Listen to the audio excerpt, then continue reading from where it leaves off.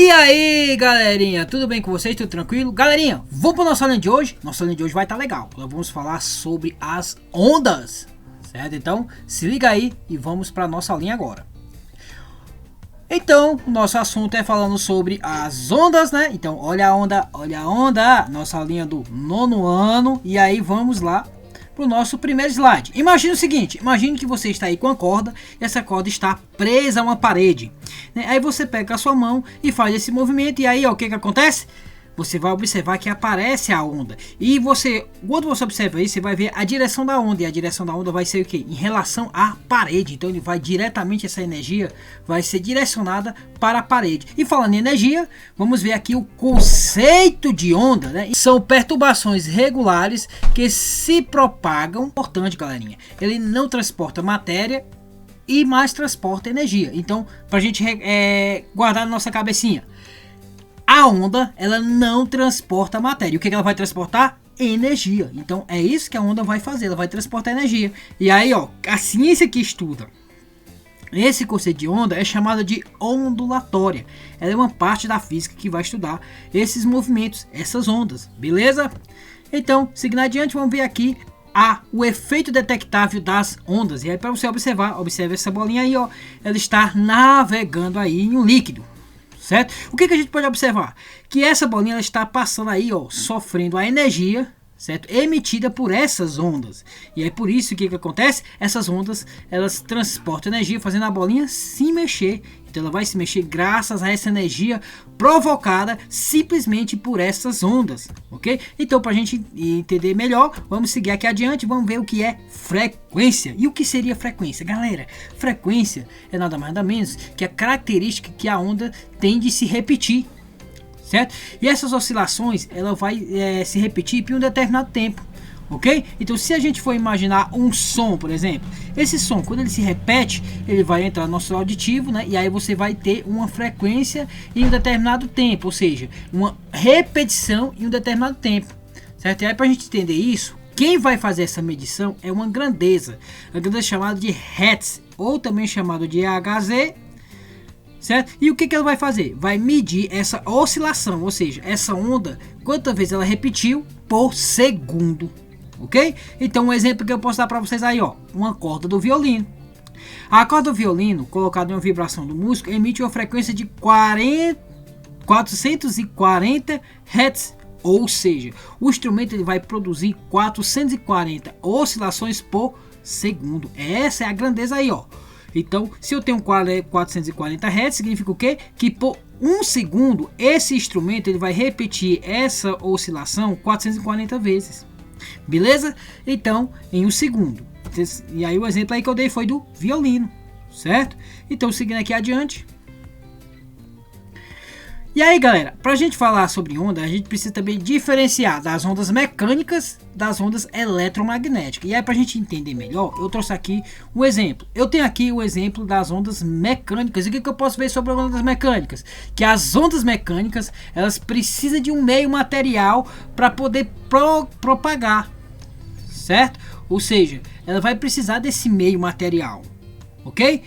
Certo? Então, ela precisa por exemplo, vou dar um exemplo aqui para vocês. O exemplo quando você está aí na sua casa e você dá uma pancada na mesa. Quando você dá uma pancada na mesa, o que está acontecendo? E você está passando aí pelo meio material, beleza? Ou ar, ou a mesa, certo? Ou qualquer coisa no meio material é que vai fazer essa oscilação se propagar, beleza? E aí o que a gente pode observar? Que as ondas mecânicas, elas não se propagam no vácuo.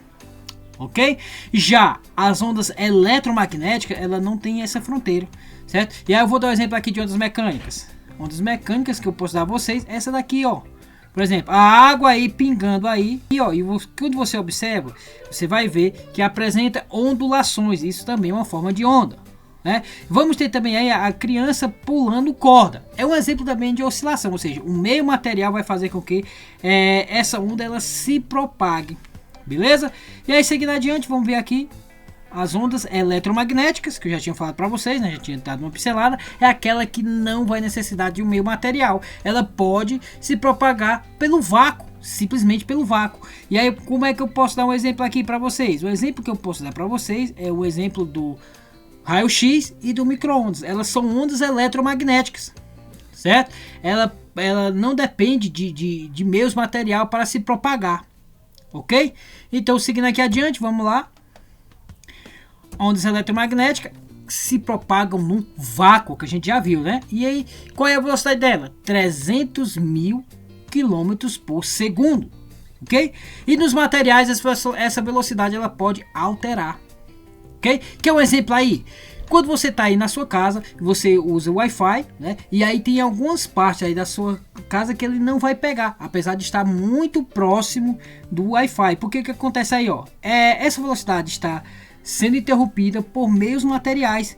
Então a velocidade não vai conseguir chegar no seu aparelho da forma adequada, ok? Por causa dessa onda que ele vai usar essa onda para poder se propagar, beleza? Então nos gases essa velocidade ela vai ser a mesma, certo? Embora vai diferenciar quanto à frequência, beleza, galera? Então vamos ter um exemplo aí, ó, de onda eletromagnética, a radiação, que nós vamos ver daqui a pouco. Aguarde aí que nós vamos ver daqui a pouco o que é radiação, beleza? Então, seguindo aqui adiante, e aí vamos falar sobre ondas, espectros eletromagnéticos. E é pra gente entender esses espectros eletromagnéticos, eu trouxe aqui uma tabela pra gente ver. Galera, o que a gente vai observar? Nós vamos ter as ondas, e essas ondas vão ser classificadas como radiação não ionizante e a radiação ionizante. Ok? Então, para a gente entender aqui, ó, as ondas não ionizantes, vamos ter aqui as ondas baixas. Vamos ter um exemplo aqui, ó, a eletricidade, um exemplo de onda. Vamos ter também o rádio, micro-ondas e vamos ter o infravermelho. O infravermelho, professor, o que é isso? É aquele, essa onda é utilizada principalmente nos controles remotos, né? Quando você vê aí a sua televisão, ela pega lá através do controle remoto, essa onda vai sendo passada do controle para a televisão através do infravermelho, ok? Então a gente vai entender isso daqui a pouco. Então voltando aqui, ó, vamos ter então essa variação aqui da onda, certo? E aí dependendo aqui, ó, da intensidade dessa onda, nós vamos chegar até a radiação ionizante, certo? Então para a gente entender melhor, eu vou passar aqui para o próximo slide para a gente ver as aplicações das ondas eletromagnéticas. Certo? Vou dar um exemplo aí, ó, do rádio. E aí quando eu falo em rádio, vamos ver primeiramente as ondas de rádio, que vamos ter dois exemplos. AM, que a sua propagação é eletromagnética e ocorre numa frequência de 535 kHz a 1605 kHz. Ou seja, e se a gente for fazer aqui as contas, ó, pra gente entender melhor essa grandeza, vamos ver aqui, ó, 1K. 1K é 1000, né? Então 1000 Hz, 1000 oscilações por segundo. Então, o que acontece aqui? Nós podemos dizer que é uma potência de 10 elevado a 3 Hz. Então, essa seria então a explicação básica aqui da onda de rádio. Então, nós vamos ter aí 1 kHz, ou seja, essa oscilação vai variar 1000 vezes, né? Vai ter repetição 1000 vezes. E o que acontece aí, ó? Nós vamos ter essa oscilação em 535 kHz ou a 1605 Hz. Já na FM, que é esse que nós vamos ver agora, ele vai ser superior. Por quê? Por que ela vai ser superior? Porque ela vai viajar a uma frequência de 88 MHz. Ou seja, ela é muito superior. Ou seja, cada aí 1 MHz vai equivaler a 1 milhão de Hz. Né? Então aí, ó, vou ter um exemplo aí. 1 MHz, que vai ser igual a uma potência de 10 elevado a 6. Ok? Então essa seria então a onda FM, certo? É a onda por onde as estações elas vão conseguir sintonizar no seu rádio, ok? Então, seguindo aqui adiante, uma observação bem legal. Na AM a gente sabe que é uma frequência de menos qualidade em relação à FM, ok? O que acontece? A AM ela vai sofrer interferências de meios materiais, como por exemplo, raios, fios de alta tensão. Eles acabam de certa forma afetando a transmissão via AM. Já na FM, certo? Isso não acontece. Porém, o que a gente pode observar? Que na AM o alcance vai ser maior em relação à FM. Já no sinal da TV, certo? Nós vamos ver o seguinte, Que a TV nós vamos ter dois tipos, o VHF, que vai navegar em uma frequência de 554 MHz a 88 MHz e vai ter os canais por onde essa transmissão irá passar, que vai ser do canal 7 a 13, certo? Então a UHF, que vai ser uma frequência de 407 MHz a 806 MHz e vai pegar do canal 14 ao 69, beleza? Então seguindo aqui adiante, vamos ver a telefonia celular. E aí quando eu falo de telefonia celular, vamos ter alguns outros exemplos de ondas aí. Eu coloquei o telefone celular, mas vamos ter outros ainda aí, viu?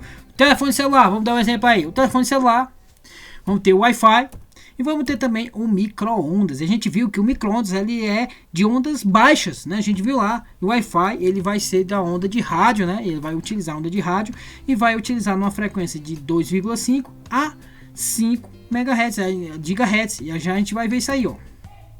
Telefonia celular é dividida em áreas e é chamada de célula, e cada estação permite um número limitado de aparelhos, ou seja, por isso que às vezes você tem dificuldade de fazer ligações via telefone celular, porque cada local onde tem uma estação vai ter uma célula, certo? E essa célula ela vai comportar um número específico de aparelhos, certo? Por isso que o nome é celular.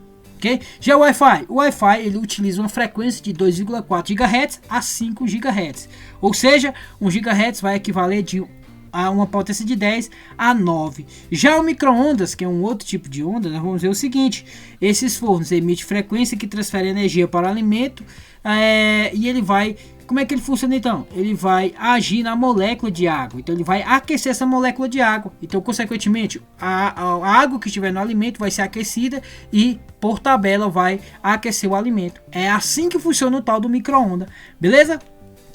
E aí, para a gente seguir adiante, vamos ver a luz visível. A luz visível, pessoal, a gente viu que ele vai ter uma frequência, certo? E essa frequência lá, essa oscilação, certo? Vai permitir que você enxergue as cores, certo? Então cada cor vai ter uma frequência, certo? Cada cor, essa frequência vai gerar, então vai ser gerada através dessa frequência cada cor, beleza?